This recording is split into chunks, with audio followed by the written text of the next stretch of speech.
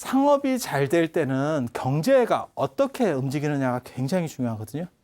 상업이 잘 될 때는 불교가 쫙 올라갑니다. 불교 쪽이 쫙 올라갑니다. 그런데 어느 순간 상업이 안 되면, 그게 지난 시간에 얘기한 이슬람의 성립이에요. 중동에. 8세기 중반에 이 무함마드는 이때 이제 시작을 하는 거고요. 이게 제국화되는 거는 8세기 중반이에요. 중동을 이제 다 이렇게 먹어 들어가면서. 그리고 8세기 이제부터 무슨 일이 벌어지냐면 서북 쪽이 인도로 이쪽으로 들어오기 시작하는 거예요. 아프가니스탄. 파키스탄 옆에가 아프가니스탄이거든. 이쪽으로 점점 들어오는 거예요. 이게 옛날에 간다라라고 하는 지역입니다. 간다라라고 하는 지역. 간다라 탁실라 할 때가 이 지역이거든요. 그래서 이쪽으로 점점 그러니까 중동에서부터 이슬람이 이렇게 넘어오기 시작하는 거죠. 그리고 처음에 이슬람이 이제 어느 정도 안정이 딱 되기 시작할 때까지는 이슬람 아닌 쪽하고 무역을 안 해요. 그러니까 이슬람 원리주의라고 하는 거죠. 어떤 근본에 근본을 강조하는 거예요. 그래서 지난 시간에 그런 얘기 잠깐 해드렸어요. 그렇다 보니까 무슨 일이 벌어지냐면 인도는 원래 서쪽으로 무역을 하거든요. 그래서 인도의 큰 도시들은 대부분 다 서쪽에 있습니다. 서쪽에 있습니다. 이쪽에 쭉. 그리고 우리가 갈 때 이제 마잔타, 엘로라, 분베이 이런 데 다 서쪽이에요. 서쪽으로 무역을 하는데 얘네가 중동에서 이슬람이 성립되면서 무역을 차단시켜 버리니까, 무역을 차단시키는 이유는 뭘까? 새로운 내가 제국을 성립했어. 안 그러면 새로운 종교를 가지고 지금 국가를 만들고 있어. 왜 무역을 차단할까? 이유는 간단합니다. 외부 세력이 자꾸 들어오면 통제할 수가 없어요. 내가 지금 새로운 걸 만들었잖아요. 그러면 권위가 떨어지고 있는데, 권위가 약한데 그 상황에서 외부적인 요소들이 자꾸 들어오면 이걸 제대로 통제 못하죠. 그러니까 당나라가 들어섰을 때도 계엄령을 선포한다니까요. 국경 다 폐쇄해요. 왜냐하면 외부에서 자꾸 이렇게 흔들어 버리면 위험하잖아요. 그러니까 간단한 문제예요. 그런 거 한 가지 하고, 그 다음에 이제 자기네 안쪽을 결속시키기 위해서 이제 원리주의. 이슬람 아니면 무역 안 하겠다. 근데 이슬람이 있어야 무역을 하지. BK21 사업이라고 두뇌 한국 사업이 있어요. 정부에서 정부 주도를 한 사업인데, 그게 뭐냐면 자기 학교 출신을 대학원생으로 50% 이하로 뽑으라는 거예요. 그러니까 우리나라가 되게 문제점이 뭐냐면, 학교의 문제점이 뭐였냐면, 학부를 예를 들어서 A라는 대학을 갔어. 그러면 대학원도 A라는 학교를 가. 그다음에 박사과정도 A라는 데를 가. 이렇게 가고 이 사람이 이 A 대학의 교수가 돼. 아주 폐쇄적인 구조가 되는 거예요. 그래서 IMF를 겪으면서 무슨 일이 벌어지냐면, 저렇게 해가지고는 이게 학교가 골로 가겠다. 교육이 백년지 되겠는데, 그래서 타 학교 출신을 50% 넣어라. 이게 BK 사업에 선정되는 학과의 기본 요구 조건 중에 하나예요. 이해가 되죠? 그런데 다른 학과들은 다 문제가 없었는데 불교학과는 저것 때문에 이제 골로 갑니다. 이유가 뭐냐? 다른 학교에 불교 학과가 없어요. 그러니까는 전공 안 한 애들이 오는 거야. 그러니까 선생이 기본을 깔고 대학원생인데 뭘 가르칠 수가 없어요. 그러니까 대학원생인데 학부보다 수준이 떨어져. 왜? 50%가 전혀 타전공자들이 온 거야. 그러니까 예를 들어서 저거의 취지는 뭐냐면 학교만 바꿔서 같은 전공으로 오라는 얘기예요. 그러니까 여기 철학과야. 그러면 A라는 학교에도 철학과가 있고 B라는 학교에도 철학과가 있고 C라는 학교, 얘네들이 오면 되는 거야. 근데 불교학과는 그게 안 돼요. 그러다 보니까 수준이 쭉 떨어지는 거예요. 이슬람도 마찬가지예요. 이슬람끼리 무역하겠대. 그런데 이슬람이 있어? 새로 만들어졌는데? 그게 무슨 얘기냐면 무역 안 하겠다는 얘기거든. 그거랑 똑같은 얘기예요. 무역을 안 하니까 누가 골로 가냐? 이쪽이 골로 갑니다. 인도의 상업 세력이 골로 갑니다. 이쪽이 가고 그 다음에 내륙 쪽도 점점 다 무너져 내리기 시작하는 거죠. 이게 어디까지 영향을 미치냐면요. 인도가 넘어간 뒤에 중국으로도 영향을 미칩니다. 그리고 그게 한국까지 영향을 미쳐요. 우리나라까지. 그래서 우리나라 역사를 알아주셔야 될 게, 통일신라 시대가 최고 정점이었고요. 고려시대가 그보다 떨어지고 조선이 이렇게 떨어집니다. 1000년 동안 경기 불황을 겪습니다. 우리가 마이너스 성장. 그래서 여러분들이 우리나라 문화재 하면 뭐 석굴암 불국사 이런 게 떠오르는 게 그게 통일시대. 조선시대 건 거의 잘 안 떠올라요. 조선시대 때 경복궁 뭐 이런 거 있는 거 아닙니까? 있죠. 고려시대 때는 왕궁 없었겠어? 신라시대 때는 왕궁 없었겠어? 왕궁은 다 있어요. 참고로 말씀드리면 고려 왕궁이 조선 왕궁보다 큽니다. 더 큽니다. 거꾸로예요. 우리는 어떻게 생각하냐면 역사가 뒤로 갈수록 발전하는 거 아닙니까? 조금씩이라도 이렇게 나아지는 거 아닙니까? 그렇지 않습니다. 그렇지 않습니다. 신라시대 때가 경주가 전 세계 10대 도시였었고 인구가 100만이에요. 지금보다도 더 위상이 높았던 시절이 있었어요. 지금 서울이 제가 늘상 얘기하는 건데 지금 서울이 전 세계 10대 도시 안에 절대 못 들어갑니다. 물론 인구야 뭐 1000만 위성도시까지 하면 우리가 서울 쪽만 2000만입니다. 2000만. 그러면 이게 전 세계 10대 도시가 되느냐? 안 됩니다. 그리고 통일신라 시대 때 인구 100만이라는 건요. 지금 1000만보다 훨씬 많은 숫자예요. 훨씬 많은 숫자예요. 그래서 경기가 이렇게 하향 곡선을 긋는 이유가 뭐냐면 사실은 이거예요. 이게 인도에서 그러니까 중동에서 시작한 경제 위기가 인도를 덮치고 인도가 무너지고 난 뒤에 중국이 무너지기 시작하고 그 다음에 통일신라, 고려, 조선으로까지 영향을 미치게 되는 거예요. 그래서 동아시아가 농업주의로다가 바뀝니다. 당나라 때까지는 상업주의예요. 그런데 송나라부터 우리도 마찬가지예요. 고려 때까지는 상업주의예요. 송나라 때부터 중국은 바뀌기 시작하는 거고 우리는 고려 때부터 살살살 바뀌기 시작하고 조선 되면 농자 천하지 되면 농업주의로 바뀌게 되는 거예요. 농업주의 되면 경기 끝납니다. 경기 끝납니다. 그게 이슬람발 경제 위기예요. 1000년을 덮친 경제 위기. 그러면 인도는 어떻게 됐을까? 가장 먼저 문제가 벌어졌던 인도는 어떻게 됐을까? 인도는 아까 얘기했잖아요. 상업이 무너지고 이쪽이 올라가게 되는 거죠. 그 과정에서 불교가 이쪽의 영향을 받게 되는 거예요. 힌두의 영향을 받게 되는 거예요. 이게 밀교화라고 하는 겁니다. 밀교화. 그리고 이슬람이 그럼 계속 저런 기조를 유지했느냐? 그렇진 않아요. 이슬람도 나중에는 제국이 안정된 뒤에는 타종교라든지 안 그러면 타 문화에 대해서도 인정을 했어요.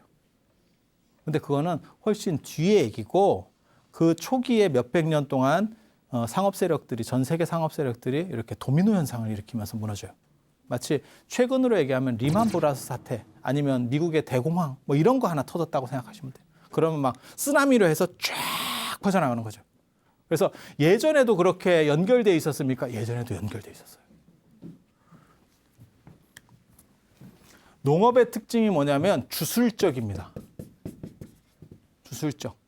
농사가 잘 안 돼. 비가 적게 와. 그럼 뭘 해야 되냐? 그럼 비신에게 빌어야 되고 바람신에게 빌어야 되고 뭐 비가 안 오면 비를 많이 오게 해야 되고 비가 너무 많이 오면 비를 그만 오게 해야 되고 기청제를 지내야 되고 뭐 이렇게. 왜? 그거는 농사는 인간이 100% 컨트롤할 수 없어요. 물론 미래에 뭐 과학이 많이 발전하면 어떨지 모르겠지만 지금도 마찬가지예요. 컨트롤할 수 없습니다. 그래서 주술적일 수밖에 없어요. 상업은 주술적이지 않아요. 왜? 내가 이쪽으로 가니까 이쪽에 무역 잘한대. 그러면 루트를 바꾸는 거예요. 애플이 예를 들어서 액정을 일본에서 액정 패널을 샀어. 스마트폰. 이거보다 단가가 이쪽이 싼데? 그러면 옮기는 겁니다. 상업은 그런 거예요. 의리고 뭐고 없습니다. 이쪽이 제품이 질이 좋고 싸. 그럼 막바로 옮기는 거예요. 그럼 넘어가는 거고. 그러니까 상업은 합리성으로 따지는 거지 의리라는 게 필요가 없어요.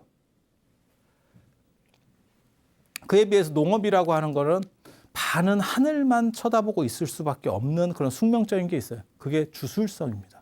그래서 제사를 지내고 뭐 신에게 어떻게 하고 이런 속성이 강하고 그게 나중에 불교로 들어오는 게 밀교화예요. 그래서 제가 지난 시간에 그렇게 말씀드렸어요. 부파불교,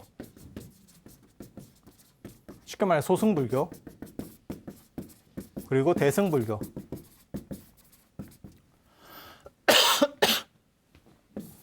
기원 전후에 대승불교가 시작돼서 소승불교를 대체했느냐? 대체 못했다고 제가 말씀드렸어요. 소승이 더 큰 거예요. 부파불교가 더 시장이 컸었고 대승이 작았어요. 그런데 어느 순간 얘네가 다 밀교화된다. 왜? 상업이 약화되면서 농업 비중이 커지는 거예요. 그리고 그 주술성이 들어오는 거죠. 그래서 경제 위기가 불교 안에서의 세력 범위를 바꿔버려요. 그리고 이 밀교가 언제 시작이 되냐면 우밀이라 그래서 이나마 이거는 그냥 주술적 밀교고 어떤 의례적인 밀교예요. 그러니까 제사 중심적이거나 안 그러면 종교 의식 중심이거나 이런 것들이 강조되는 게 이런 밀교라고 보시면 돼요. 그게 언제냐? 7세기. 7세기.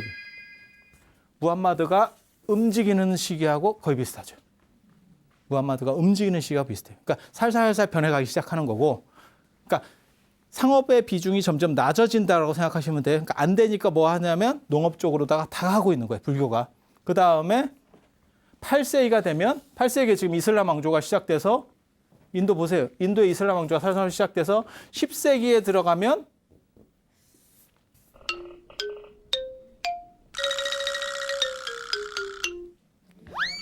아니 10세기 말에 아프가니스탄의 이슬람 왕조가 진출을 해서 10세기에 인도 본토에 들어가요. 그게 지금 델리를 수도로 하는 아이바크라는 사람의 노예 왕조거든요. 이게 노예 출신이었기 때문에 이 사람이 노예 왕조라 그래요. 그러니까 이슬람은 이게 굉장히 재밌는 게 임진왜란 때 도요토미 히데요시 알죠? 도요토미 히데요시가 뭐 한 사람이에요? 원래는 오다 노부나가의 어떻게 보면 충신이었죠. 그러니까는 뭐 귀족이나 이런 거라기보다도 이렇게 그 얘기 아시잖아요. 오다 노부나가 어디 나가려고 그러면 신발 이렇게 딱 품고 있다가 딱 해줘서 따뜻하게 해줬다. 뭐 이런 얘기 못 들어보셨어요? 그런 충신을 밀어주는 문화가 있어요. 그러니까 내 밑에 사람이, 그러니까는 노예라도. 그래서 이 사람이 이제 이슬람에서는 이 사람이 클 수 있었던 게 노예라도 똑똑하면 권력을 줘버리는 거예요. 이해가 됩니까? 그러니까 내 가신, 그러니까 자식보다 가신 중심인 거예요. 이런 거는 유목문화에서 나타나는 현상입니다. 농경문화에는 절대 없어요. 농경문화는 아무리 가신이 똑똑해도 결국 물려줄 때는 자식한테 물려줍니다. 혈통. 그런 얘기 못 들어보셨어요? 그러니까 뭐 유럽이나 뭐 미국에서는 큰 기업을 자식에게 상속하는 경우가 없어요. 주식만 주고 걔가 부자인 건 맞아. 하지만 경영권이나 이런 것들은 전부 다 차단되죠. 근데 우리는 주식 플러스 경영권까지 다 주는 거죠. 그래서 재벌이라고 하는 게 전 세계에서 아주 특징적인 문화고 그게 전 세계 용어에 등록이 돼 있는 거예요. 아주 굉장히 특이한 그런 부분이에요. 그래서 10세기 정도가 되면 인도의 델리에 아예 이 노예 왕조가 들어서요. 그게 1200년대. 이때 이제 불교가 끝나는 거거든요. 불교가 끝나는 시점이에요. 그래서 이슬람이 본격적으로 쳐들어올 때 인도 쪽으로 넘어올 때 그때 좌밀이라는 게 유행을 해요. 좌밀은 뭐냐면요. 성력 숭배 이게 그냥 얘기하기 좀 그래서 그냥 이렇게 써놓은 거예요. 여기서 가장 부정했던 게 사실 이거거든요. 이거거든요. 그리고 여기서는 결혼이니까 이게 정당한 결혼에서는 사실은 여러 명의 파트너가 있어서는 안 돼요. 근데 대부분 힘 있는 사람은 그렇게 했죠. 우리 그냥 옛날 어른들 봐보세요. 그럼 양반이야. 그럼 첩이 막 이렇게 여럿 있는 게 흉이 아니었잖아요. 자유당 시절까지도 무슨 말을 했다고 제가 전에 얘기해 드렸냐면 첩 두지 말자. 자유당 때 국회의사당에서 나온 말입니다. 첩 두지 말자. 그러던 시절이었어요. 그런 시절이었어요. 그런데 지금 불교 안에서 섹스를 통해서 깨달음을 얻을 수 있대요. 환장하겠지. 그러니까 이쪽 영향을 너무 많이 받고 있는 거예요. 이쪽 영향을. 그게 밀교예요.